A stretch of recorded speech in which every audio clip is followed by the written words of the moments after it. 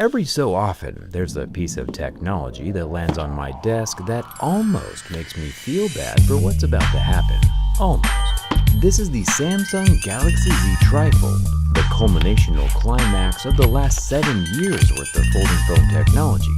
Samsung has now doubled the number of hinges to make a tri-folding 10-inch tablet that fits in your pocket, Iron Man style. I do have another one of these to give away, so stick around. Plus, this might be the most shockingest of all new developments, it comes with a charging brick in the box. Right off the bat, it kind of feels fragile, which makes me nervous since I definitely don't want this TriFold to die before it's supposed to. And without even getting to the main Android menu, we're treated with a long list of warnings, like don't press too hard on the screen, this phone is not dust resistant, don't remove that protective film on the main screen, and a new one. When folding, always start with the panel that has no camera. Starting with the panel that has a camera can damage your phone. Well, I think we should see what happens when we don't follow instructions. Lifting the edge that has the camera, I can slowly, scientifically, start bending the rightmost flap towards the center. Once it hits about 90 degrees, the TriFold starts vibrating and slowly pulsating the entire 10-inch display in a slowly intensifying red hue. What's interesting is that Samsung has some kind of sensor in this hinge, since the phone's vibrations increase in vigor as the flap gets closer and closer to the center until it touches. Honestly, I think the TriFold is being a little overdramatic here. The bend is still quite gentle, and all the hardware is fine. I wouldn't worry at all about accidentally folding the right flap first. We've got plenty of other things to worry about, like paying taxes to pedophiles. But it looks like Samsung has made opening the TriFold easier by protruding out the tiny lip on the first flap that opens. It's also around here that I noticed that every single section of the TriFold is a different thickness. Not a complaint, of course, just an observation. We'll get to the larger center screen in a second, but first let's see what the exterior display is made from. This guy is the same size as a regular smartphone, 6.5 inches. I'll remove the pre-installed plastic screen protector, and we can work our way up through the Mohs scale of hardness. As you know, plastic scratches at a level 2 or 3, glass scratches at a 5 or 6, and sapphire, which is some pretty amazing stuff, scratches at a level 8 or 9. Diamonds are the only 10, aside from my wife. And just like we would expect on a smartphone made with Gorilla Glass ceramic too, this one scratches at a level 6 with deeper grooves at a level 7. Both marks at 6, 7 are definitely visible. I am so sorry. For the inner, larger, flexible display, this is where things get interesting. 7 generations in, we are still seeing scratches at a level 2, with deeper grooves at a level 3. Flexible screens are soft and there's no way around it. But knowing that folding screens are soft is the first way to protect it from damage. As long as you don't let the inner display come in contact with hard or pointy objects like fingernails, keys, or even coins, it should last a really long time. Samsung has tested the folding mechanism in a pristine, controlled environment up to 200,000 times with no damage. That's folding open 100 times a day for 5 years straight. But, you know, not all environments are pristine. There's a 10-megapixel hole-punch selfie camera on this inner display. This has the same scratchable clear screen material over the top, so be careful with it.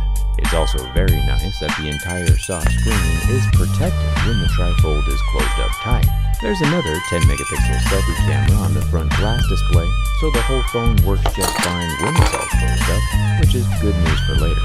For the frame, Samsung is using 2 materials. For the most part, everything you can touch with your hands along the exterior is the super thin armor aluminum, and supposedly there's some titanium inside the hinge, but we can't touch that yet. The side-mounted fingerprint scanner is made from plastic, and the metal volume rocker is removable, but let's keep going. I can't believe how thin these frame rails are. For reference, at its thinnest point, Samsung has these frame rails slimmed down to just 3.9 millimeters, while Apple, at their thinnest point on their thinnest iPhone Air, is 5.6 millimeters. Samsung's TriFold is a full 1.5 millimeters more thin, while still having dual stereo speakers the iPhone Air didn't have room for. Amazing things can happen when Samsung decides to flex, and I think they should be flexing way more often. There's the dual SIM card tray with a gray rubber ring to help with water resistance. The Samsung TriFold is IP48, meaning it can be submerged in water for short durations, but it doesn't have much in the way of dust resistance. We'll find out for sure here in a second. The most amazing part is that this USB-C port is basically the thickness of the phone. For example, my own USB-C charger is larger than the phone body. Samsung is literally playing around with the absolute tolerances of reality here. And it looks phenomenal, but I do have a bad feeling that the bin test is gonna reveal some things. Zooming back out to the rear panel with its triple camera lens housing, normally Samsung uses glass pack here, and they still are for at least the 3 camera lenses. These are the same cameras on the Z Fold 7. A 12 megapixel ultra-wide on top, the 200 megapixel primary camera in the middle, and the 10 megapixel 3x telephoto zoom camera on the bottom. With, a single colored LED flash embedded in the ceramic glass fiber reinforced polymer that happens to be very scratchable. It's the same color as the redacted Epstein list, and the zigzag texture kind of reminds me of a zipper. Which, fun fact, if you go ahead and check your own zipper right now, I bet I could tell you the 3 letters that are printed on the puller. And if I'm right, you gotta let me know in the comments. It's YKK, isn't it? YKK makes most of the zippers on the planet. Like, that single company makes enough zippers to circle the globe 80 times every single year. So it's a pretty safe bet that you're probably wearing one of their zippers right now. I thought that was kind of a cool fact, but it's probably best to stop looking at it now.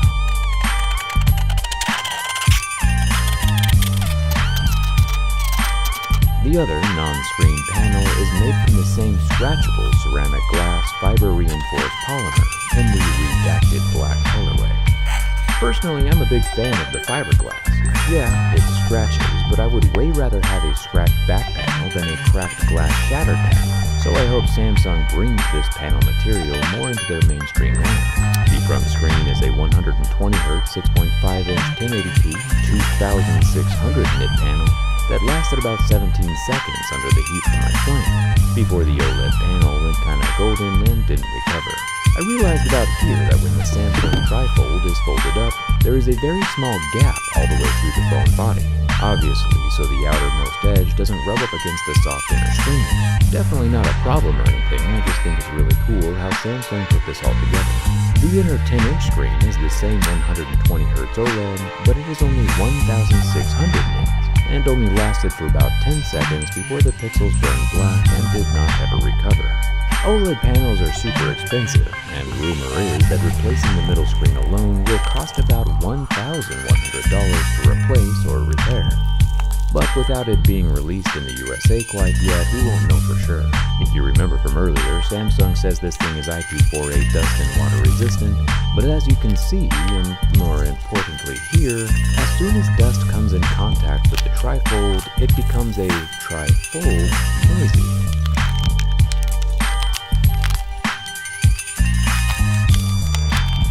You can see the way the iron metallic dust from my backyard collects on the internal magnets. And I mean, yeah, the amount of dirt I sprinkled on top is rather extreme, but with how instantaneous the grinding started, I would be very nervous to ever set the TriFold down on a non-pristine surface, or even put it in a pair of work pants, even if they do have that YKK zipper on them. You can see the location of the mini internal magnets with my magnet paper. There's a lot going on inside of this thing, which we will probably involuntarily see more of in just a second. Sprinkling a bit more dust on the titanium hinge of the TriFold, even more dust gets inside. I think it's rather generous of Samsung to give themselves a 4 on the dust protection rating. I would have left it at 0 or X just to not give people a false sense of security. Doubling the hinges does double the dust danger. Now that our TriFold's got more sand inside than an hourglass, it's time for the thin test. And just for fun, with how thin it is, I figured I'd try to snap just one corner off first. I've seen graham crackers thicker than this phone, so I figured it was worth a shot. The corner of the TriFold did flex and permanently kinked with just the pressure of my fingers right there near that antenna line. 3.9 millimeters is not a lot. By the time you're done milling out the internals for the battery and hardware, you're left with about the same wall thickness as a pop can, and that ain't the insides of the TriFold are about to be on its outsides.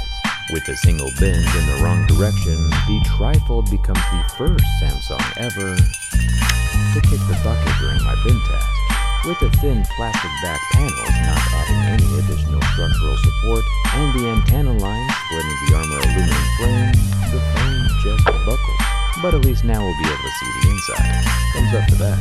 The hinges are fine, of course. Samsung's got patented black magic all up in those bad boys, but the frame is so impossibly thin it just can't handle any level of abuse. Definitely don't sit on it while it's open, which is really the key here. If you're going to treat the TriFold nicely, it's probably the coolest phone on the planet. But if you're the kind of person who's loose and carefree with your hardware, this probably isn't the phone for you. And speaking of getting a phone just for you, I do know of an extra Samsung TriFold that's being given away. A new one, obviously, not this one. My friends over at D-Brand are actually giving away a brand new TriFold. All you need to do is place an order for anything at dbrand.com by the end of the year, and you'll be entered into a draw to be very one of the first people to own one of these TriFolds in the entire world. There weren't many in existence to start with, and now there's one left. If you need suggestions on what to buy, I might recommend their brand new Sketch 2D line. Each design is a hand-drawn representation of what your device would look like if it came out of a comic book. And as a professional doodler myself, I gotta say I'm a fan. Of course, if you want to pick out one of my teardown skins, I don't blame you. These show nearly picture-perfect representations of nearly every popular smartphone. And everything D-Brand sells makes you eligible for the TriFold giveaway. Any order, no matter what's in it, is good for an entry, as long as it's before the end of the year. I'll leave a link to D-Brand down in the description that you can check out after we finish the teardown. Owning a fully functional TriFold would be exciting. Must be nice. I mean, technically, one of the screens on my fold is still functional, but you know what I mean. 75% of my pixels are toasted. I'll slice into and pull away the flexible panel on the non-camera side of the phone. You can see how flimsy and structurally unhelpful these fiber-reinforced panels are. And so far, we do see batteries in at least 2 of the 3 phone sections. This teardown is going to be interesting. The 12-megapixel ultra-wide on top does not have any optical image stabilization. The main 200-megapixel camera in the middle does though, along with the 10-megapixel 3x telephoto zoom. It also has OIS. The 15-watt wireless charging pad sits below the camera units. I'm surprised the copper coils made the cut after slimming down so much. I'm glad because the copper coils always make the phones look so much cooler on the inside. They can also reverse wireless charge headphones in a pinch, which is a feature I've used before. Kind of fun. I'll remove the 22 visible Phillips head screws from the camera unit panel. This frees up the wireless charger flap and the NFC pad that's connected to it. Normally these metal shields that protect the hardware have a bit more substance, but to nobody's surprise there isn't a whole lot of structure in here. I'll take out 15 more screws on the non-camera side flap and then we can work on the middle screen. You can tell this one is glass by the way that it is.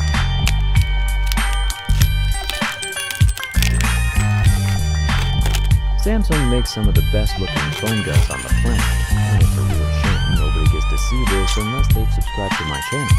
There are another 15 Phillips head screws holding in the hardware in this middle third, then we can get a close-up look at the ultra-thin upper loudspeaker.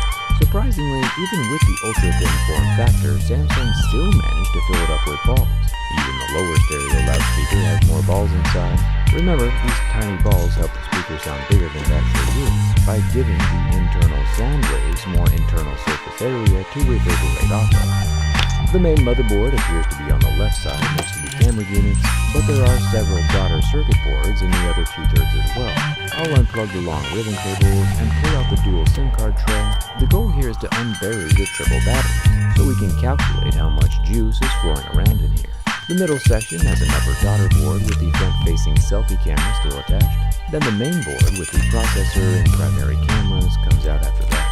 This circuit board is where most of the brains are at, like the Snapdragon 8 Elite processor, but in typical Samsung fashion, there is no thermal paste, nor even a thermal system beyond just hoping the aluminum frame absorbs most of the heat.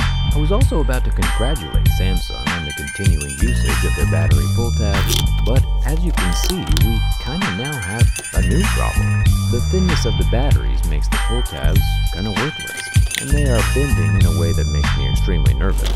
This might be why Apple is now encapsulating all of their batteries in metal, so they don't bend during removal. Bending batteries can cause them to explode, like we saw in the Pixel Fold earlier this year. Either way, I'd rather not catch anything on fire today, so we'll just admire these batteries from the inside of the frame and leave them where they lay. All three different sized batteries add up to a whopping 5,600 milliamp hours. Not only is it interesting that each section has its own battery, but also that the batteries are what take up the vast majority of the phone's internal real estate. The only way for these phones to get thinner in the future is for battery technology to change drastically. But for the moment, Samsung has set the new standard and holds the record for the most useful and best looking folding smartphone.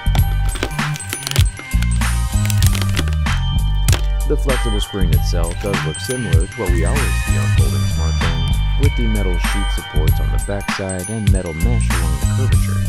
And of course, instead of just one hinge, Samsung threw in two.